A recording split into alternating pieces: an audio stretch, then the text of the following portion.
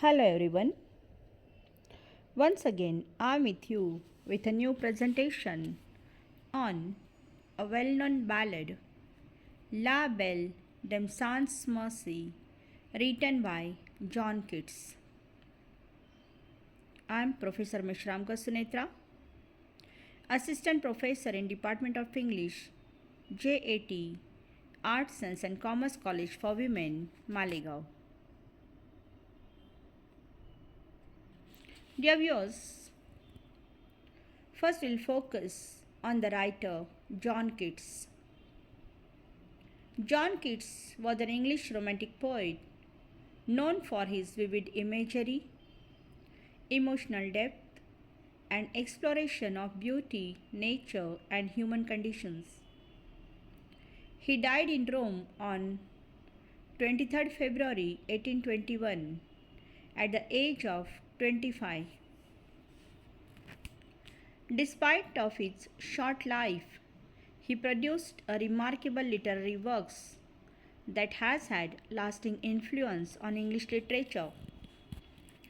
His notable works are Ode to a Nightingale, Ode on a Grecian Urn, To Autumn, La Belle de Sans Mercy, Bright Star, Lamia, Hyperion, The Eve of St. Agnes.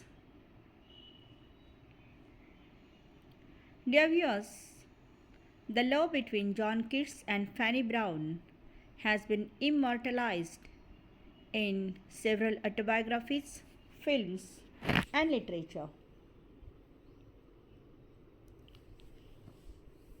La Belle de Sans Mercy. The poem describes short encounter between a knight and a fairy. The title of the poem is interesting. John Keats has adopted it from a French poem, La Belle de Sans Mercy. In French, the meaning of the phrase is a beautiful lady without mercy.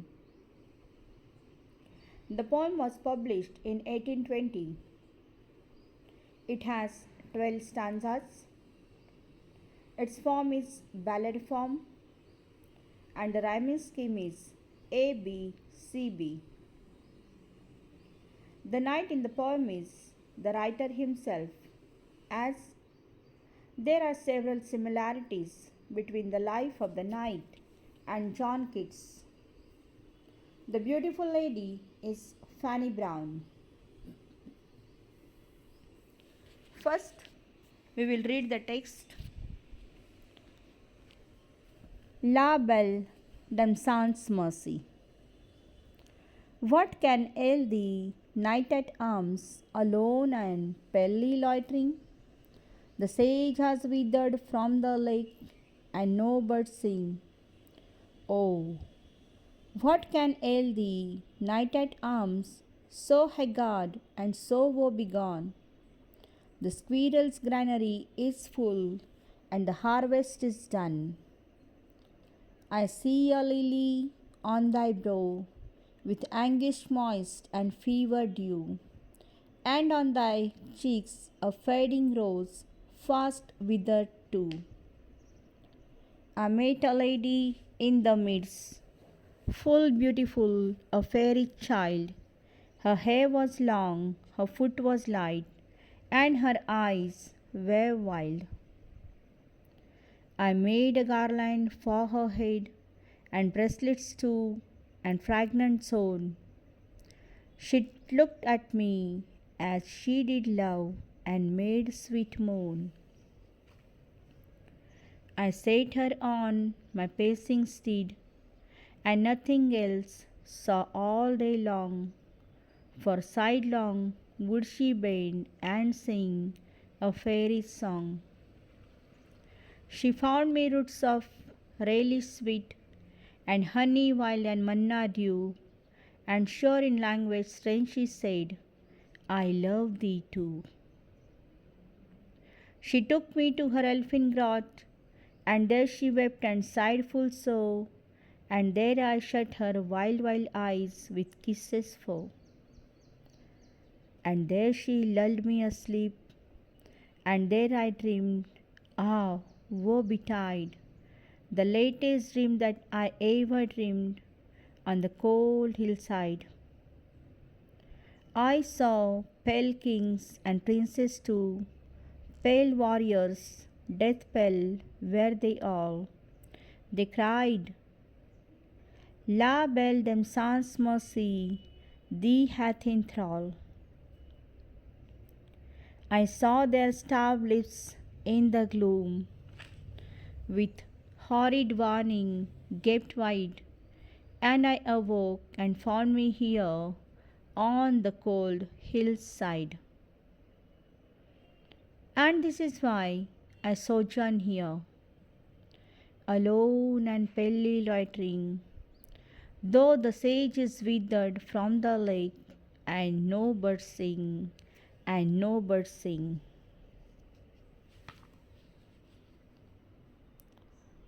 So, dear viewers, this is the text of this poem. Now, first we'll focus on the first stanza. Oh, what can ail thee, knight at arms, alone and palely loitering? The sage has withered from the lake, and no birds sing. Now, here, in this first stanza, the speaker sets up the scene, and the subject of this poem is also set. Here, there is a speaker. He comes upon a knight, means he sees a knight, knight at arms. Here, the speaker knows that this man is a knight because he identifies this fellow from his appearance. He quickly reveals that this knight is not behaving as one expects from a knight to behave. It means the knight doesn't seem brave, the knight doesn't seem valiant, but he's alone and he's loitering palely. He's wandering alone, he's wandering aimlessly, and he's wandering near the cold hillside. The speaker wonders, why is it so? He asks the reason behind it.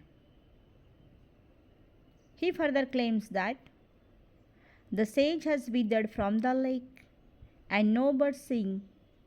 Here it indicates that the springtime is over and there is no lively singing or springtime beauty in the atmosphere.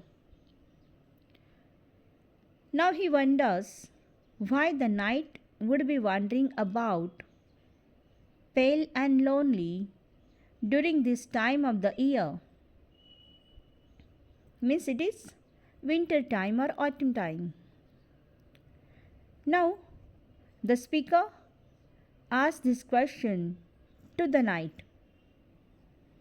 Again the speaker asks, Oh, what can ail thee, knight at arms, so haggard and so woe begone? The squirrel's granary is full and the harvest's done. Here, the reader can grasp the full picture of what the knight looks like. The speaker describes the knight as alone, pale, haggard, and woebegone. This fellow is wandering all alone. The setting describes that the harvest is done. So, the reader can imagine bare, dry ground and the silence of the nature after the birds have already flown from that place. Now, this description gives gloomy tone to the poem. The nature is without any kind of joy. The birds have stopped their singing. The squirrels have stored enough food. And the night is all alone. I see a lily on thy brow, with anguish moist and fever dew, and o'er thy cheeks a fading rose, fast withered too. In this stanza, the speaker informs that the night looks very ill. He tells that the night's face is pale as a lily. His face looks moist with sweat, as if he had a fever. All his colors are fading quickly from his cheeks. Here, these lines show that the speaker is concerned about the night's health. He speaks to the night to make sure that whether he is aware how ill he is. And now, in the following stanza, the night replies.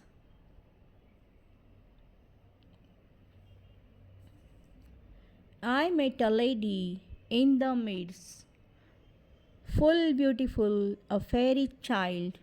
Her hair was long, her foot was light, and her eyes were wild. Now here, the speaker is Night, Night at arms. And he is giving answer to the first speaker. He tells him that a lady he met at the same place. He describes her that she had long hair and her steps were light, means she was a delicate lady. Her eyes were wild. Here it is clear that the knight fell in love with that lady at very first sight. Furthermore, he describes her not as a quite human. He refers to her as fairy's child. It means she is not a fully fairy, but fairy child. Means she is at least half fairy. Now in the next stanza, the knight at arms says, I made a garland for her head, and bracelets too, and fragments on. She looked at me as she did love, and made sweet moan. In this stanza, the knight describes his relationship with this lady. It appears that he has seized her heart as she has seized his heart. He made her a garland of flowers for her head. Then he made bracelets from those wild flowers. He adorned her with those flowers. He put flowers on her fragrant zone. He made love to her. She looked at him as she did love, and she made a sweet moan. It means the two were intimate with each other.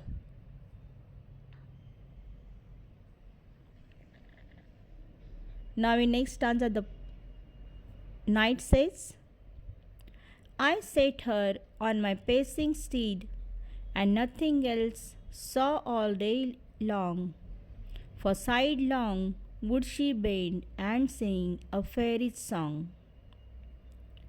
Now, this stanza can be read as an extension of the previous stanza.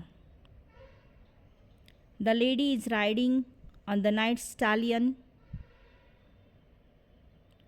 Here, as the knight placed her on his horse, and he watched her ride all day long, she was singing. The knight was entirely absorbed with that beautiful lady that he sees nothing, he hears nothing. He is devoted to her the entire day long, means throughout the day, he was totally devoted to her.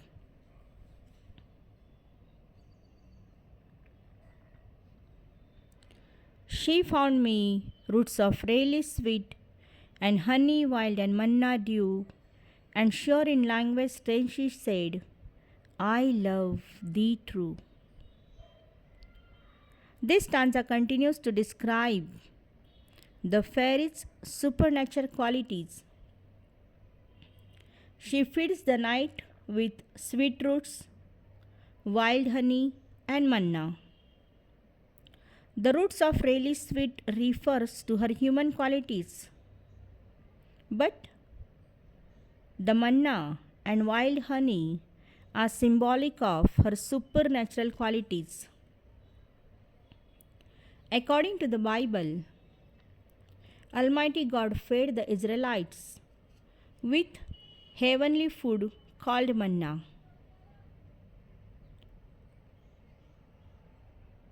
Almighty God promised the Israelites a land flowing with milk and honey.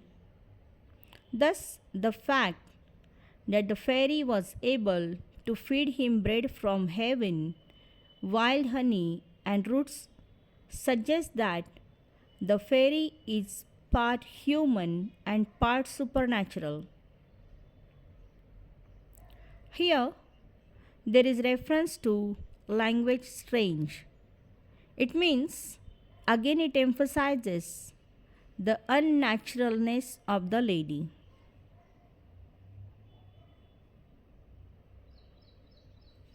Now, in next stanza,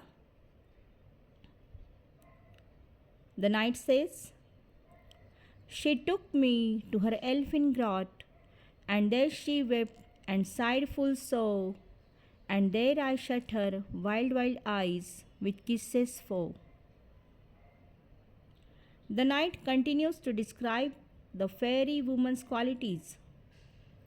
He describes her cave or her grot as something elf-like in nature. It means it is tiny. Now once again the knight says that this lady wept and sighed full sore. Here we are not told why she cried, but it implies that the knight wiped her tears away with his kisses. Here we can understand the depth of their relationship. They were connected physically as well as emotionally. Here, the knight expresses his love for her and she responded to it.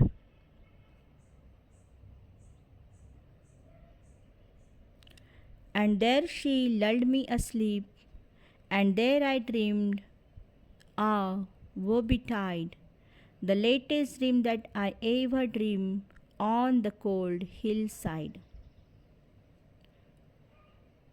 Now in this stanza, the readers begin to feel something uncertain about this fairy woman. It means it raises certain questions about this lady. We can ask this question. Why is she lulling this knight to sleep?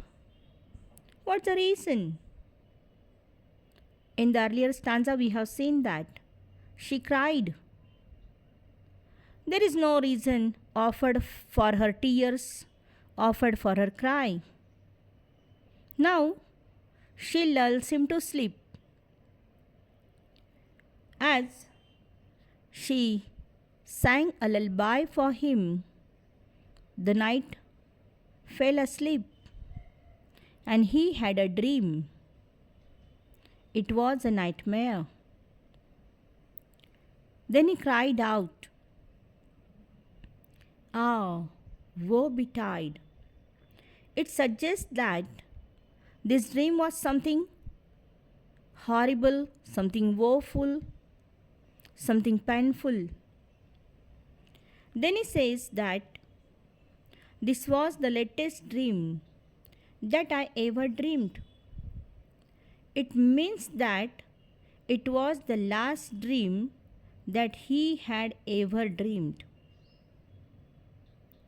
Now, he does not explain how he knows that this was the last dream, but he seems to be confident about it. Now, suddenly, the tone of this poem is changed. Something awful happens, something horrible happens, and the reader can understand that the fairy woman is not loyal to the knight, but she has betrayed him. Now, in the next stanza, the knight says, I saw pale kings and princes too, pale warriors, death pale were they all. They cried, La belle, then sans mercy, thee hath enthralled. Now at this point, the knight begins to describe the pale kings and princes. He saw those pale kings and princes and warriors in his dream. Now here, pale is a symbol of death. La Belle Dame Sans Mercy has already introduced biblical symbols of the supernatural. Now here, again, some more biblical symbols we find in this stanza. The knight tells us about pale warriors and princes and kings. Now these pale warriors, pale princes and pale kings offer likeness to the pale horse in the book of Revelation. Revelation is the final book of New Testament, and the pale horse and its rider symbolize death and destruction.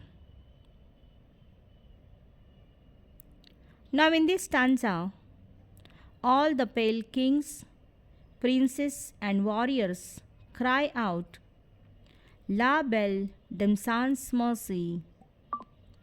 Now here,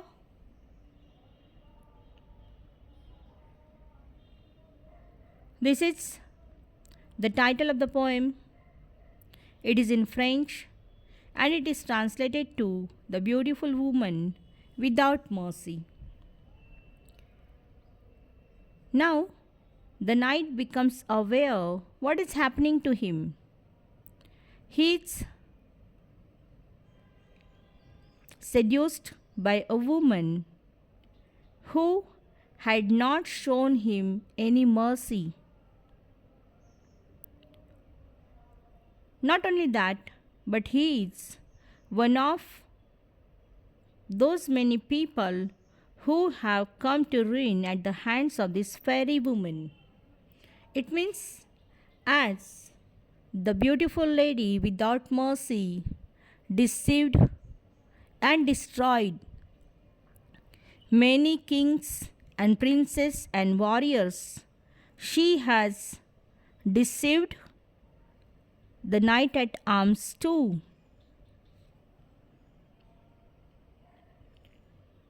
Now the knight says, I saw their starved lips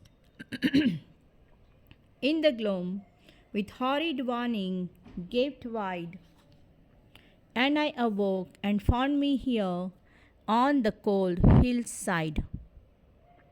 The knight comes to the full realization of what has happened to him. Every man that the fairy has ever seduced had died, and the knight saw those dead men in his dream. They had starved lips. They looked at him. They were giving horrid warning to him, but it was too late. The knight was already seduced by the lady, and due to the consequences of the moments of pleasure, he is now facing death. As he awoke from his dream, he found himself on the cold hillside. That fairy's child was not beside him, and the knight was alone. From his appearance, the readers can conclude that he was in the last stage of his life.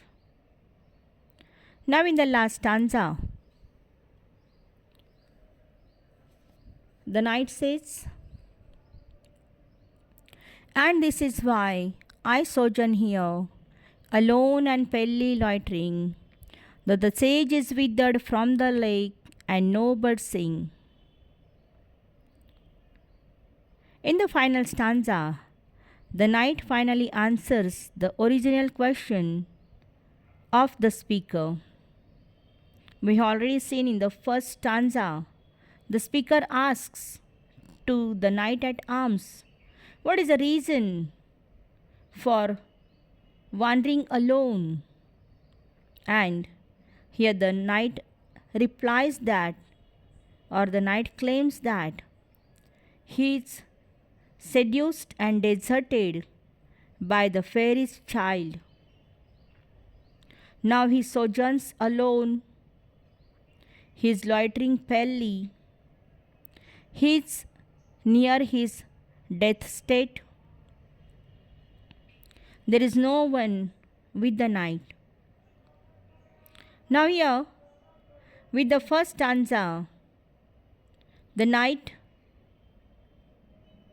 was asked, in the first stanza the knight was asked, what was the reason for wandering alone? And now the answer is given in this last stanza. Here the knight repeats the speaker's observation that the sage is withered from the lake and no birds sing. It means the springtime is over. There is no one with the knight. No one is there to comfort him in his last moment.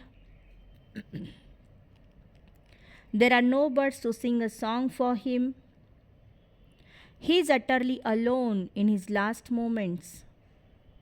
He was seduced by that beautiful lady without mercy, and the lady deserted him. The language which John Keats has used is very simple language. Here,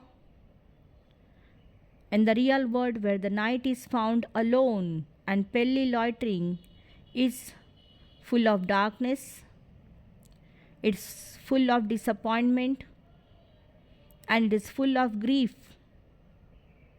Whereas the place or the atmosphere where the lady lives is beautiful. It is exotic. It has glorious food such as honey and manna dew. Now here, the knight belongs to this human world and the lady belongs to the world of supernatural.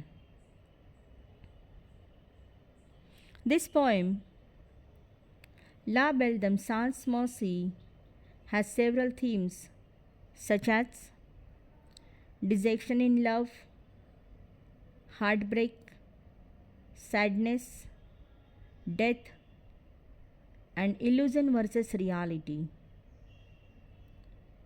The most important theme is dejection in love. The knight in this poem is dejected by the beautiful lady, the fairest child. So, this is the beautiful ballad written by John Keats, which was published in 1820. So, dear viewers, thank you for watching. Thank you.